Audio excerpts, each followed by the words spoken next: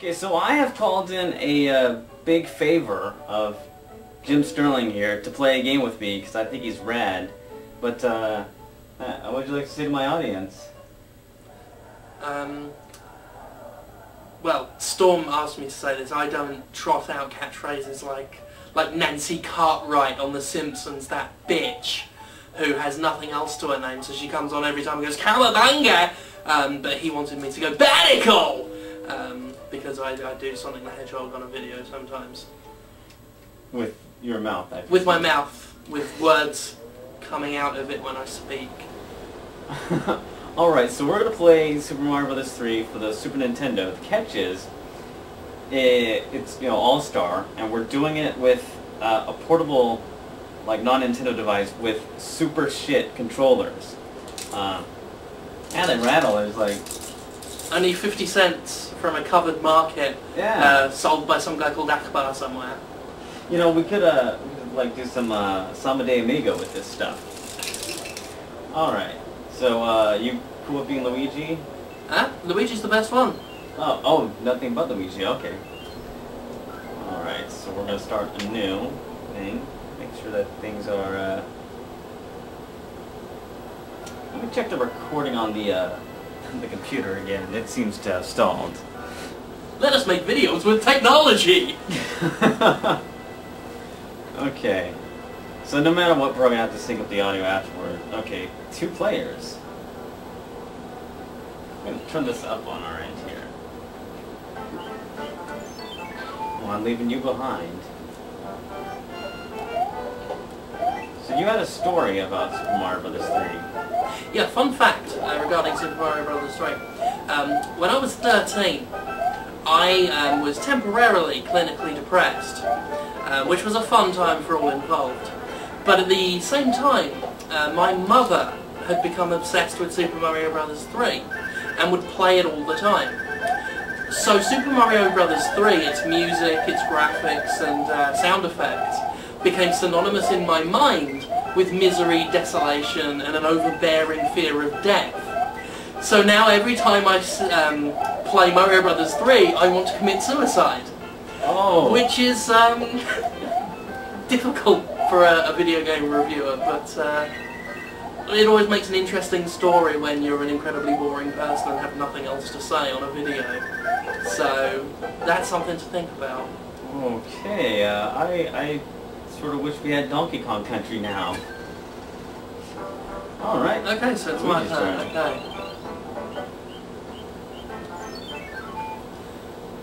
So, if we just get...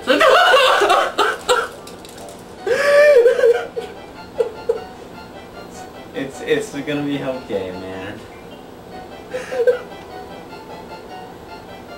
Why did you touch me, Uncle? Oh, we don't want to bring back those members either. So anyway.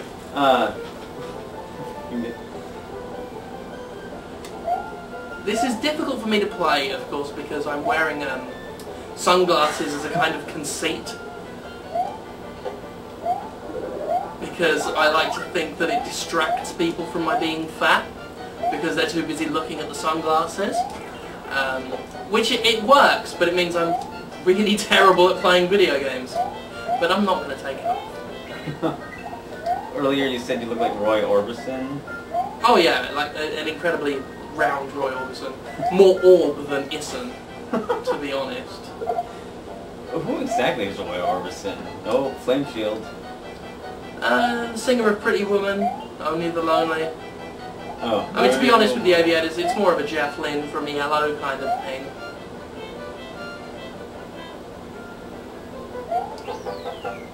Hey, what do you know? I won a level. With your fingers. Did you want to do the whole... I think this video would be very interesting if we warped to the 8th world as soon as we could. Let's go for it, yeah. I'm all for having my old soundly kick to play a video game. Alright. I can't play old video games, so I'm very much a... I don't know, I'm one of those ones who could play these types of games really well when I was a child, and now as a miserable old man, I can't do it. What was the first video game console you had? It was a Commodore 64, I believe. As a British person, it was customary to have a Commodore 64 and all the Dizzy games. So that was the first game I ever bought, was Dizzy Prince of the Yoke Folk. That sounds very cool. I mean, it's also cool that I have a British person just next to me, let alone to play video games. Yeah, I was on a podcast before, and I said, I like speaking to British people because it makes me feel smarter. And then I was like, wait a minute, that sort of comes out wrong. Yeah, that sounds like an insult. But really, it's just like if I talk to you and I hear the accent, I'm just like, oh, I'm among sophisticated people. That's how it works. Unfortunately, that doesn't work with me. Oh, Someone who will cry into a man's lap for fun and make references to being touched by a fictional uncle. Well, it makes for damn fine video entertainment.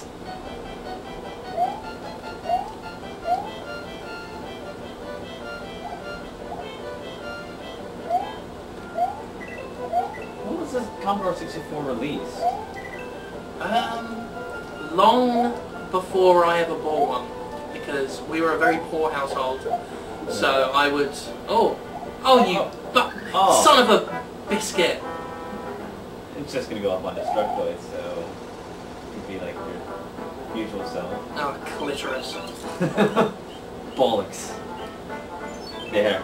I said bollocks. It was awesome. It's like you are British with the saying of words when you talk.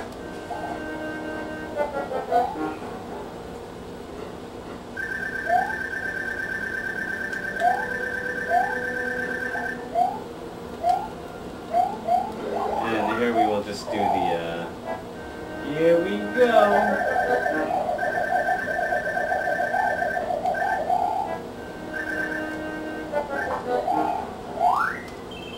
I has 2 flutes. Now your turn. Did you ever play this one much as a child? I'd say it was more my mother, but I did play on occasion when I was, once I'd stopped cutting myself and everything. Okay. I'd never done that. Just okay. I'm taking the joke too far. And that was the general gist of that. But yeah, I would... Oh, you see? See, I'm a dreadful human being. Actually, it's my strategy to let me play is to ask you questions.